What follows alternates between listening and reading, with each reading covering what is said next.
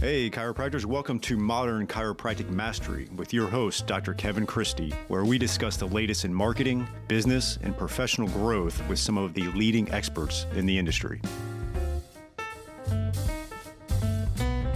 Welcome to another episode of Modern Chiropractic Mastery. This is your host, Dr. Kevin Christie, and today I'm excited to bring you a guest, and this is Dr. Brennan Donohue, who has been someone that's been a part of our Chiropractic Success Academy from the beginning and came to a couple of our CSA retreats.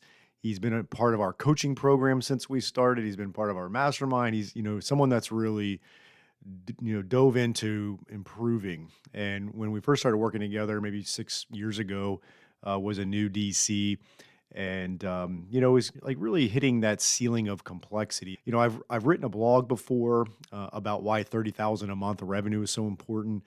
He's someone that has been able to accomplish that, and it's been cool to see that and what that's done for his practice and bringing on associates and things that he's going to discuss today.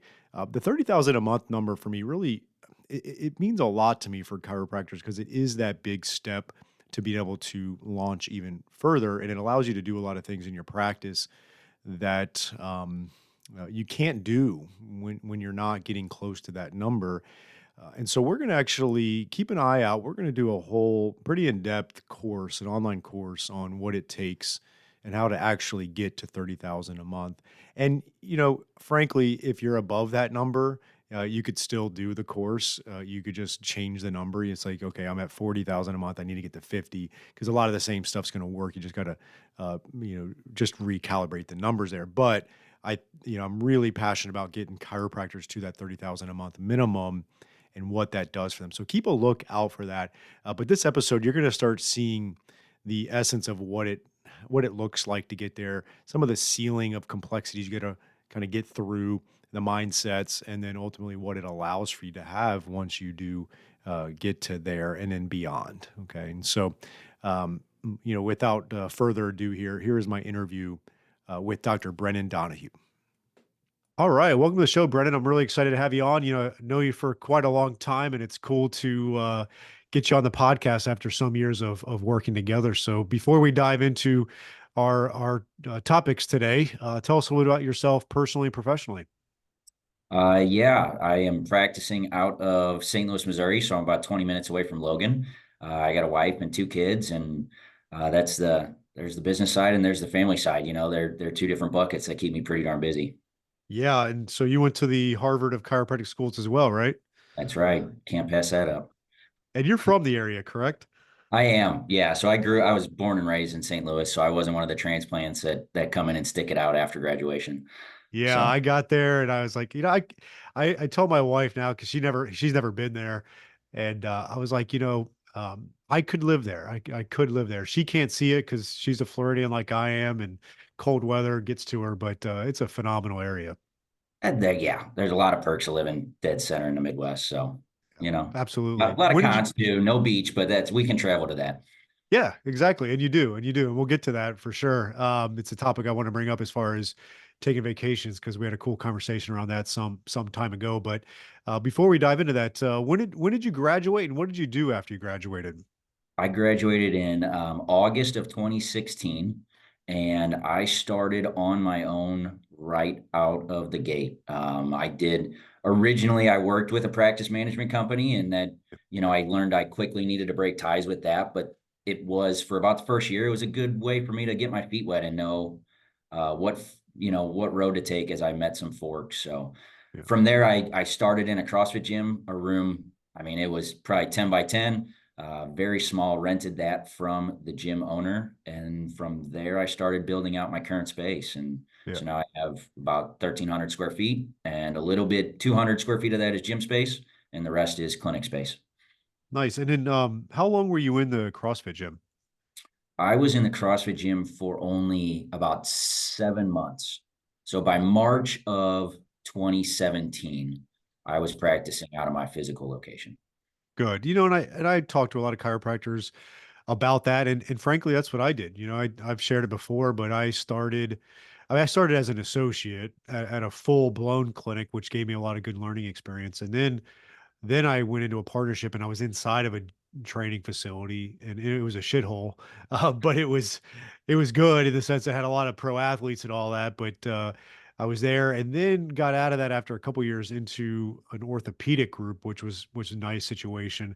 But every time I hear someone that starts out of the gym or wants to, I think it's actually a very viable start, like you did. It's low overhead, gets you going.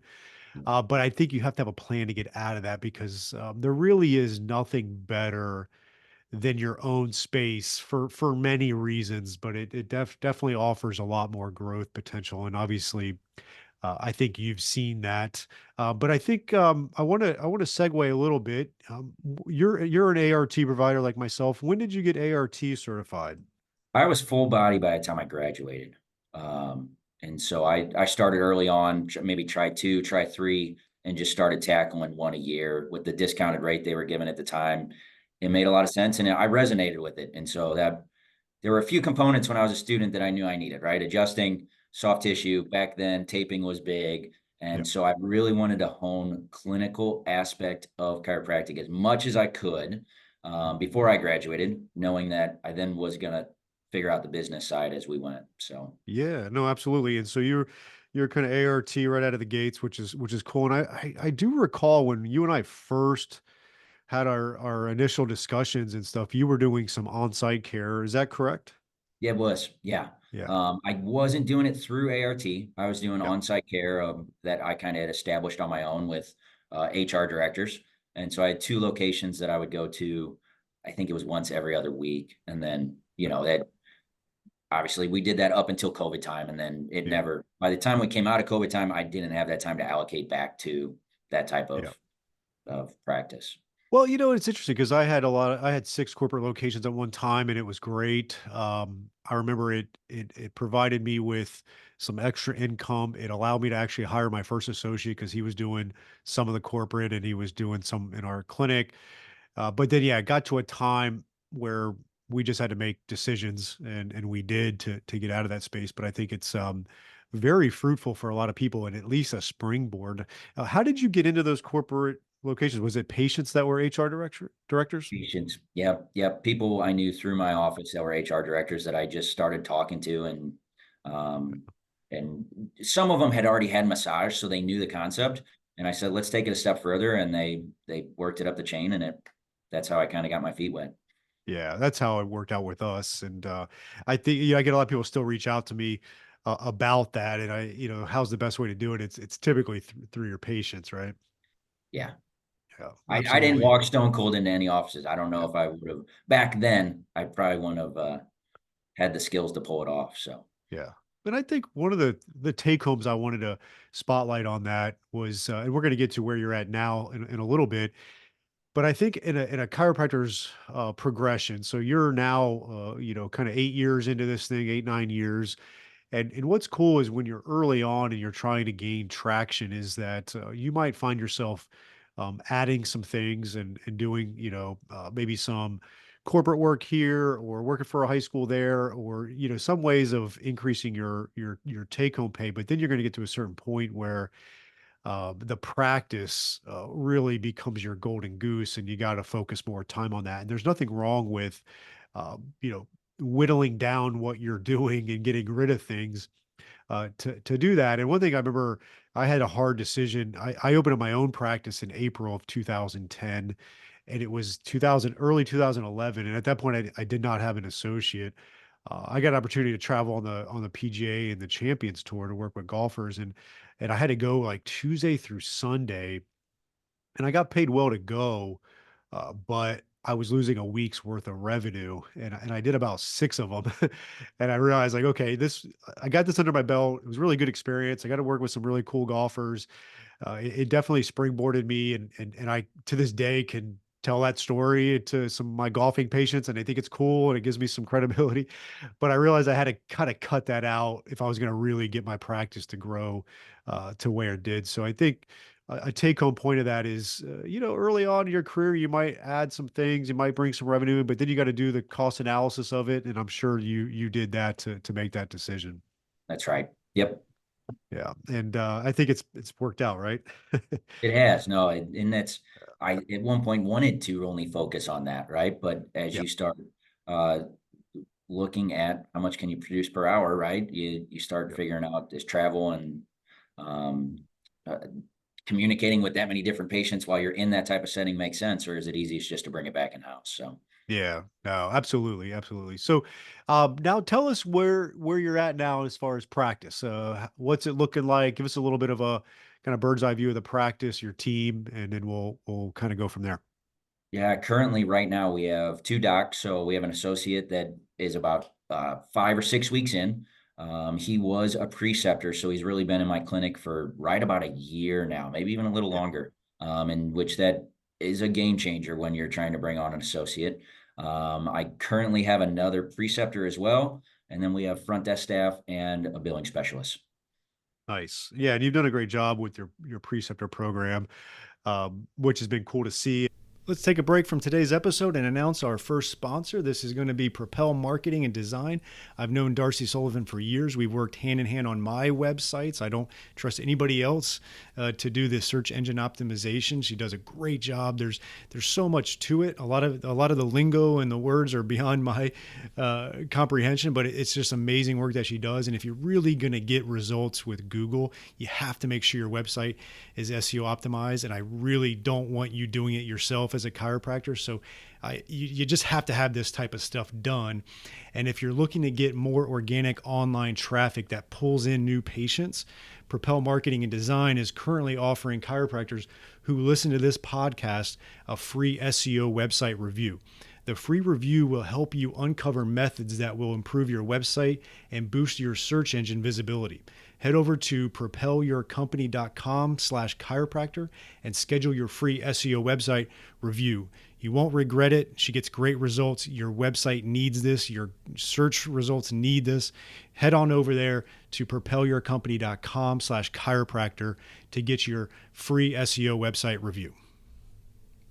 And I want to have you kind of tell a story a little bit of where so you've been in our mastermind since the beginning, and I think you actually were in our coaching program since the beginning, and it's a testament to your growth mindset because like you said, when you got out of school, you were with a practice management group to help you kind of get out of the gates, and then you're always looking to grow from that. But you've been in the mastermind for a bit. And this last one, we were just in Chicago, and you kind of texted our group that you were in Chicago and actually making money. So tell us about that and how that felt.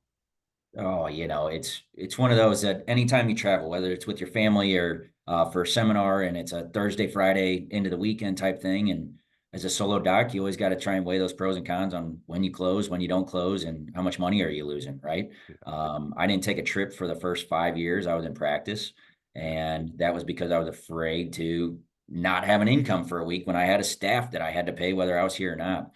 But that had fast forward to this past weekend, and I was out Thursday, Friday, and we had patients being seen. Staff was in office. The associate doc was there. That just it also eases your week because when you travel, you're cramming patients in left and right. Where I knew he was going to be here, and so it's like, nah, you're going to see Dr. Devin this week, and we'll be back next. And I want to know, we go over seeing different docs. Like we want our patients to be able to be interchangeable, but the whole collecting money while out of town that was a pretty darn good feeling. And I hope others can experience that too. yeah. It's huge. And one thing I want to spotlight, I want to give credit to Dr. Doug Krebs, who's in our mastermind, is because a lot of people are always like, oh, how do you get your patients to see their doctor and things like that. And he had a huge insight this past weekend where he talks about the care team. And so the patients are introduced to whether it's the associates, maybe the preceptors, maybe it's the CAs, and you're all introduced as part of the care team, and you're developing a team around them so that it's somewhat interchangeable. I'm once I came back here from that, I started implementing that. Is that something you're going to look into doing a little bit more of? It is, and we actually talked on our website. It's Meet Our Team. Most people Yep. have that page on their website. I think what we're going to do is we're going to print it out on a piece of paper and have that. We use Cairo Up and we use a few other Yeah. sources that we put into a folder, and it's like, let's put everybody's face on a piece of paper that's inside of that, and here's Meet Your Team, whether they've seen our website or not. Yeah. So I That's think that cool. that's the way we're going to implement it.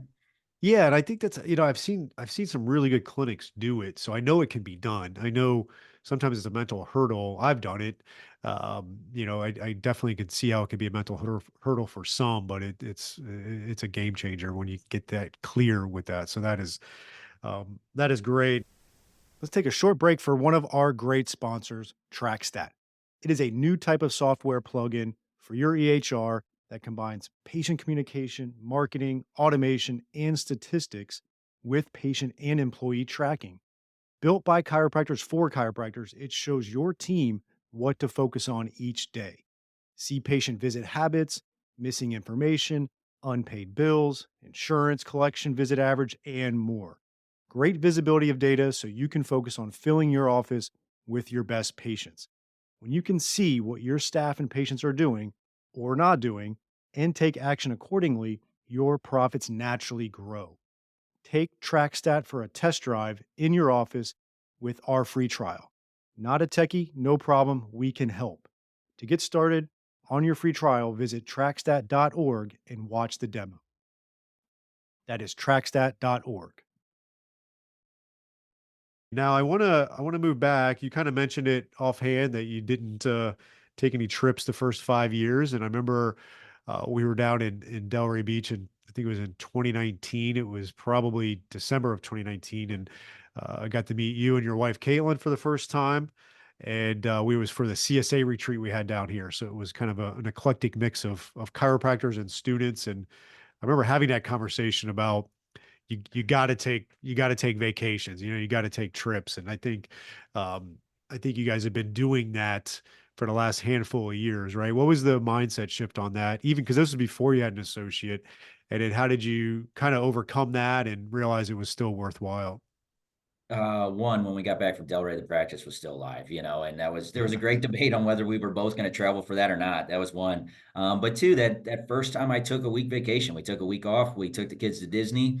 Yeah. I was with my whole family when we were down there, and I came back and we had planned for it. We put money aside, and I realized, I mean, we had our next 3 quarters of vacations planned by the time the wheels touched back down in St. Louis after one trip, and it was a Yeah. really eye-opening experience. We now travel at least once a quarter, 2 of those quarters with our kids, 2 of those quarters, me and my wife do a trip, whether that is a elaborate trip or just a little getaway, a staycation, something like that, because, it really recharged our battery being gone for Yeah. an extended period of time. Yeah, and I think something that you've caught on to quickly is that you really got to build this practice to serve your family, and you got to be able to prepare for that. And the sinking funds can do that, right? Just tuck away a little bit of money when you got good months and good weeks, tuck it away.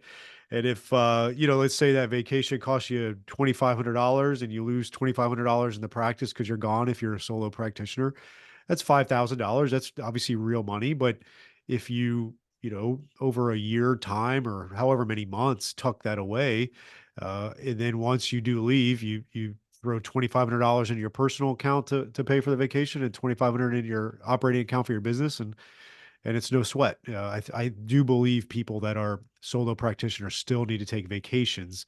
You just need to probably prepare a little more financially than if you have a team, and obviously an associate doctor or a locum tenens to do it. So I just think it's the biggest thing that chiropractors have to wrap their minds around is you still got to take the vacations. I could. I mean, the amount of energy I had when I returned, that was the deciding moment, right? I was like, oh, I mean, you also hear, unfortunately, those people that have been 10, 15, 20 years into practice and they do not vacation and you see they're struggling mentally. Yeah, I don't know if burnt out or not. That's not my yeah, position to say, but you can see that they aren't enjoying it as they once were early on in yeah. practice. So Yeah, no, absolutely. It's definitely a real thing for sure. And I've gotten to know you over the years, and you definitely push the envelope as far as practice, or even the fact that you trained for Ironmans and races and things like that. And you got to have that. You got to have that outlet for sure. And there's no doubt that you've probably faced, you kind of butted up against that burnout sometimes. Have you felt like you've hit that occasionally? I have, and it's kind of funny as a younger doc. It's in today's world, everybody picks on the youth, and so you also don't want to be too soft, and so you sit there and question, like, I don't, is this burnout or am I just being a little chicken? You know what? Yeah. And so, but I have definitely approached those times where I've struggled, and luckily, part of that goes back to being a part of the mastermind and the coaching group. You, if you are on an island by yourself, you're going to struggle by yourself, right? But Yep. it has the mastermind has allowed me to continue to think big, but also see big, and have a tribe around me that is able to help me know how to venture through some of those storms. So Yeah, it's important. It's kind of it's like that quiet desperation that many have, and if you don't have an outlet for that, it can be problematic. And I do think it's it's sometimes understanding that we're a lot more resilient than we give ourselves credit for. I think it's also understanding that no matter who it is, you could see chiropractors out there that are, just killing it and doing great. They run into it occasionally. They have their doubts. They have their points of exhaustion. It's okay to get close to it and recognize. I think that's what happens as you get a little bit further in your career, is you start to see it coming a little bit quicker. It's like, okay, it's getting there. It's not there yet, but I need to take some free days. I need to take a vacation. I need to do whatever it may be, right? Maybe for me, I'll give an example. What I've realized was I got out of the habit of hobbies. I over the years I've had certain things like golf, kicking your ass in ping pong. I mean, sorry, that was a one funny. game's not big games. We had a good ping pong match in Chicago, but like for me, it was playing sports, and I got away from it, and that was something where it's like, you know what, I need to go and shoot hoops a little bit more. I need to go play golf. I need to do stuff like that. Not only take some free time. So I think you realize when it's coming, be okay with it. Like if I think it's okay to work hard, right? Like there's nothing Yeah. wrong with that. I want my kids to see that I work hard. I want to see the fruits of working hard. But I do think the old school thought of just suck it up, buttercup, with like, I am working hard. That's not the right answer either. There's definitely a middle ground. And I feel like, I've had the pleasure of running into enough people, and not just chiropractors, but what's cool about what we do for a living is we talk to a lot of people in our day Yeah. to day treating patients, and we treat a lot of people that are successful, and I'll pick their brains on it. I get someone that's a CEO of a big company, or a COO, and I'll ask them, like, what do you do to like kind of recharge the batteries? And I want to hear their thoughts on it. But aside from vacation, what are some other things that you and your family do to just kind of recharge the batteries a little bit? No, I think you hit. I mean, we're kind of in the fitness world. That's been a part of. I was a collegiate athlete, soccer, and afterwards, I had a phase of my life where I didn't exercise at all, and then Yep. so we came back to that, and so I do that. Also, though, has built my it's the weird combination of that friendship that you were just talking about with your patients. Is Yep. my group of friends have evolved because now I circle myself around other people that are Yep. high achievers, growth mindset people, and it's not to move on from my friends too quick, but that put yourself in the room, don't be the smartest person, and Yep. the 10 people you surround yourself with is kind of where you're going. So Yep. uh, it's I've leaned into that a lot on what me and my family do and who we Mhm. surround ourselves with, and we don't have all that much free time. So how are we spending that free time is really important to us. Yeah, absolutely. And you kind of mentioned there for a second, I'd love to kind of workshop it a little bit. Is, sometimes, not to use the word cut ties with people, but yeah, in your life, as you move through, I remember, I had a ton of friends growing up. I've just always been fortunate to have a lot of friends, but to this day, I'm not friends with anybody pre Florida State University for me. And it was because just the area I grew up in, and the friends I had growing up, like they stayed in the hometown. They didn't get to college, a lot of them. They kind of were, stuck, for a lack of a better term. Did you run into that a little bit too? Absolutely. And like Yeah. I think we all probably have those friends that every time you see them, they tell you a story from like 5 or 10 years ago. And I'm like, dude, I have no idea what you're even talking about. But it's the difference between living in the past and looking in the future, you know? And Yeah. I kind of have my sights heading north into the future instead of looking in that rear view mirror too often. I mean, I use it, but I don't stare out the back window all day long. Yeah, and that's kind of like what Dr. Ashrick spoke about in Chicago, where he mentioned Dan Sullivan's quote about, always make your future bigger than your past. And those are the types of people I want to be around, whether it's personally or professionally. And so I still have a lot of friends from Florida State University. A lot of them are doing big things in different arenas. I've got a lot of friends from chiropractic school that are obviously doing awesome things. And then as I grow professionally and colleagues, I love getting in rooms like Strategic Coach or obviously our mastermind group and making friends with people that have a bigger future in mind. They have a vision and they're looking to achieve, but do it in a way that's serving their patients and also again serving their family. And it's okay to sometimes cut ties with, and it doesn't need to be like aggressive, like, oh, I'm never talking to you again. But it's just like, you may text with them a little bit here and there, but you're not gonna fall into the trap of where maybe we were in the past. And I'm just gonna say, you know what, I'm gonna surround myself with people that are like-minded and see a bigger future for themselves. And I think it organically happens. I think just as if you, the listeners out there, if you're a chiropractic business owner, your friend's not in the profession, well, they will not understand Yeah. what you're doing, who you're talking to, the struggles that you go through. And so I had to find a group of people that just they get it, and that's what's changed some of my friendships, which it's been a really really positive thing. Yeah, and it's cool to get into rooms sometimes where there's people that are a little bit ahead of you, just by years, right? I know, I say within our group, you and Kurt have obviously connected a lot, and Kurt's a handful of years ahead as far as how many years he's practiced, and so I know there's been a lot of insights on that. But then on the other side of it's been cool is the younger crew in the mastermind has shared a lot of I think insights and energy and new fresh ideas to those of that are in the older cohort. So it's been pretty cool back and forth. Yeah, I think in like managing that whole inferiority complex, right? I kind of it knowing that it's okay to be in those rooms and there is Yeah. things that younger docs can offer, and you don't need a massive practice to have great insight on business Oh, um, acumen, that right?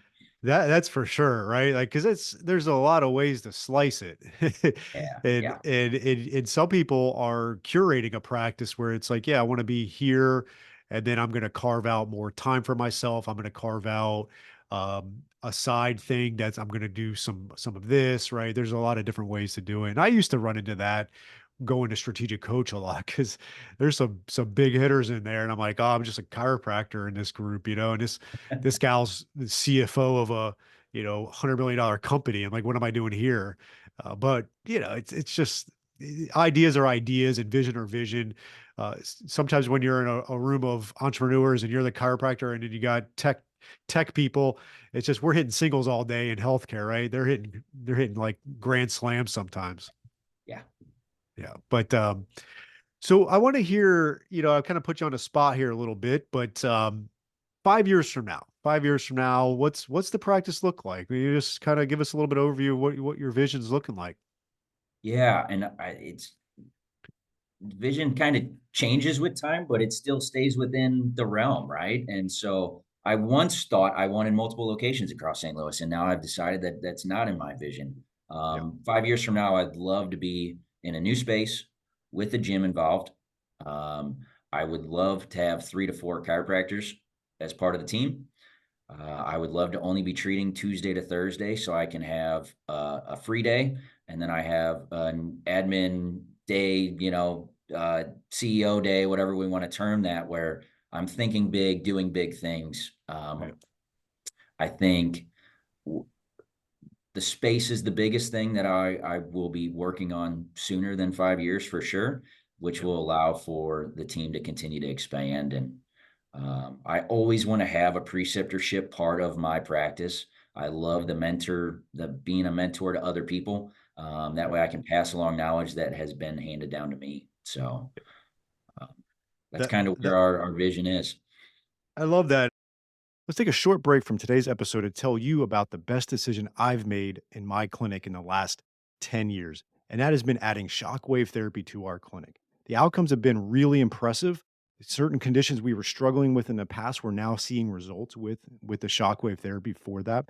And second of all, the ROI has been really good. When you make a big investment in something, you want to see a return, and we're seeing that return in clinical outcomes and in our investment, and that's been really nice to see.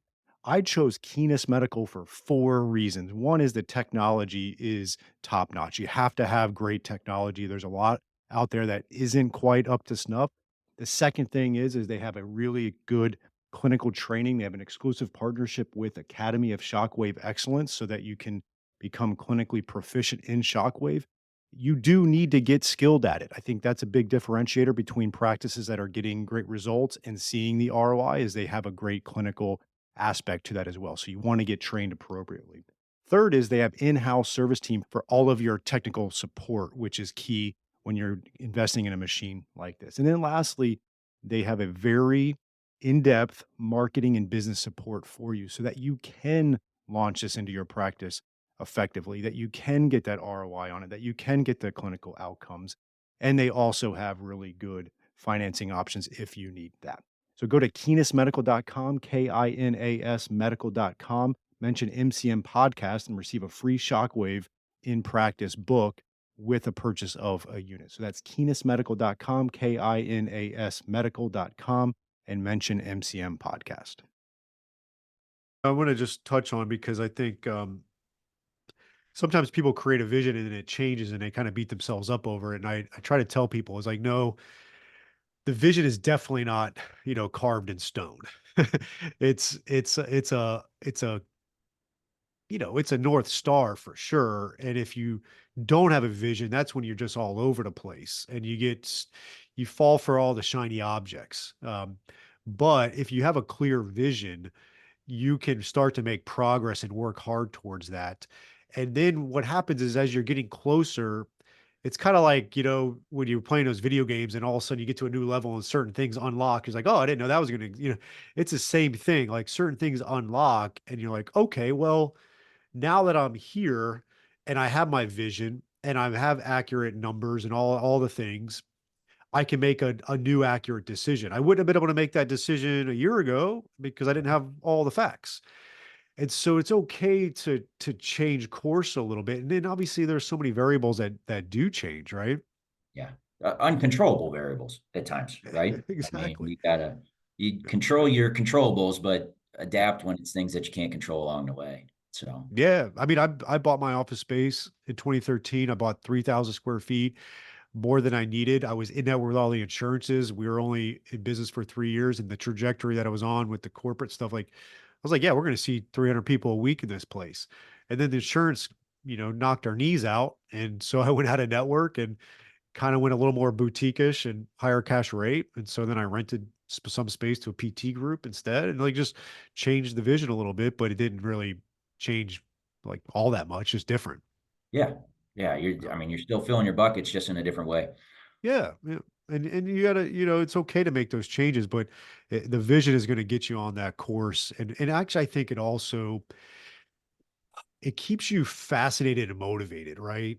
When you get clear on a vision, it starts to get you into a place where you got a lot of positive momentum moving forward, which then actually creates opportunities that wouldn't have been there if you didn't have the vision and you weren't making that forward progress and you were kind of in that malaise that happens for some chiropractors. And I think like people are afraid to block out time to think of that vision because they don't think it'll be productive, but it does. It brings them out. It brings me out of that malaise phase, right? I mean, you get in it's just redundant at times. You're treating patients, treating patients. How many new patients can you see? How many patient visits can you get? It's kind of the rat race a little bit, and so you have to step outside that hamster wheel every once in a Yeah. while um, to You know, uh, there to get a clear path. there was a I forget which Facebook group or who, what, where, and what was posted, but it was someone saying, about 10 years in, and this is like the third time I've questioned being a chiropractor.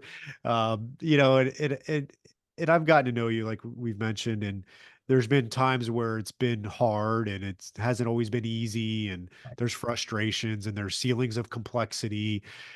But I think what I've always respected about you is a level of perseverance to get through that and overcome that and get to the other side of it. And I just want our audience to know, like, it's not uncommon, right? Like I've had it many times, and it's not uncommon to feel like, man, up against rock and a hard place here, or I'm having a hard time seeing that vision, or how do I do this for another 20 years?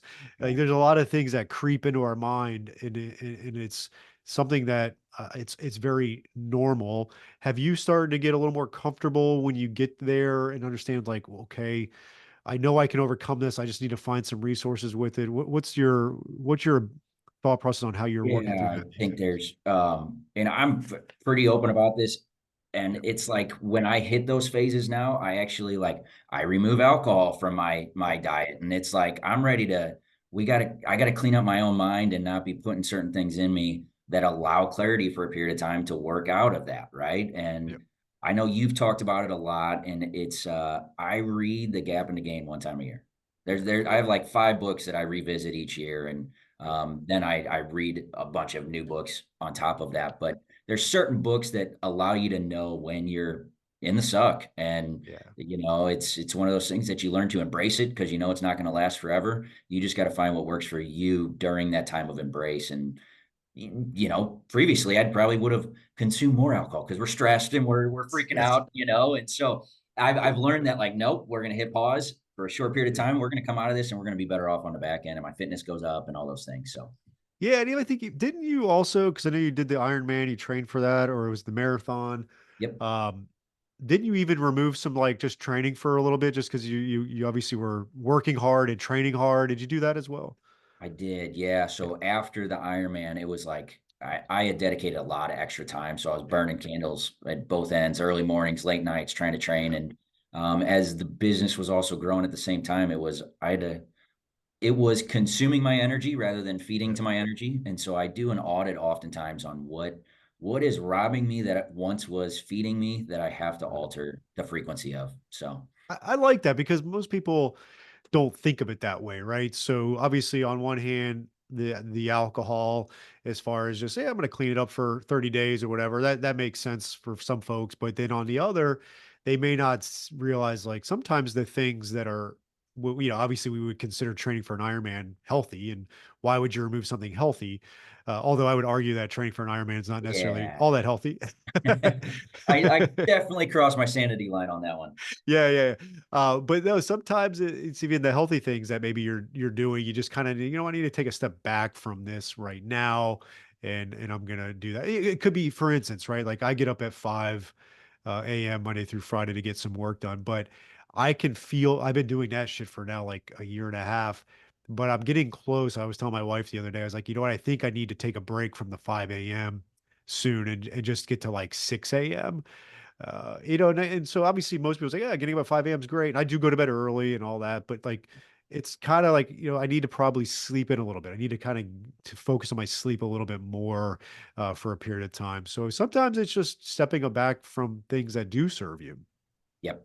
I couldn't agree So more. awesome. Awesome. Love it. It's been really cool. And I wanted to just, like, you know, um, going back, I'm going to put you on a spot again. Back in Chicago, we had the wisdom session with a couple of our experienced docs, have been practicing for a while, and someone asked a question about, like, knowing what you know now.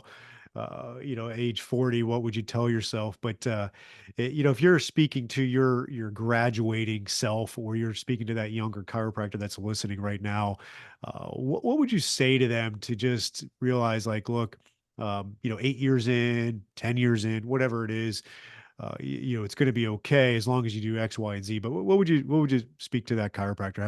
What would you tell them? Yeah, I would be saying that, like, I still think the sky's the limit, but you must remember you can only grow so quick, right? Yeah. And I wanted to grow quicker than I did. I had friends that grew quicker than I did that are still really good friends. But for me, it's that, like, staircase analogy. Like, you got to take one step before you can't skip 5 steps or else your systems will fall apart. Yeah. And so knowing that, like, you can still dream big and it's okay if it takes a little bit longer to get there, just don't quit too soon or else you don't know what you'll never get there if you quit too soon, right? So Yeah, and I think that does happen sometimes. People can't see the forest through the trees with that, and that's where reaching out to folks and getting some help, to work through that is always helpful. yeah, So yeah. And that this profession could be really fun too. Yeah, I it, don't think I it realized that in the early yeah, years because it was yeah. that there's some shitty years back there, but Yes. it's definitely it's real. It's fun to watch everything you work towards start to blossom out a little bit, and you get to see that you get to have a little bit of fun and a little bit more freedom, and as long as you stay with it. So Yeah, it's hard, right? But usually hard things have rewards. And what ends up happening, it's that delayed gratification. And what's cool is if you do it right, when you get to about 40, give or take, right? There's no set number. However many years of practice, you could start to carve out the practice for yourself, right? And that's where it gets fun. It's where you start to carve out and say, you know what, yeah, I get to work Tuesday through Thursday, and we're making the money that we want to make, and we're contributing to our 401ks, and we bought a build. Like, you start to slowly build up this thing, and then when you're 55, you look back, it's like, yeah, we got a good life. Like, we're fine with retirement. It wasn't easy, man. Those 30s were hard. My 20s, I didn't know what I was going to do, but you look back, it's like you kept on working towards that vision, and it becomes an accumulation over time. It's just not, you're not going to be that 27-year-old tech entrepreneur that gets $1 zillion buyout, right? So you got to just keep on working towards it, and you will build something that is serving your family.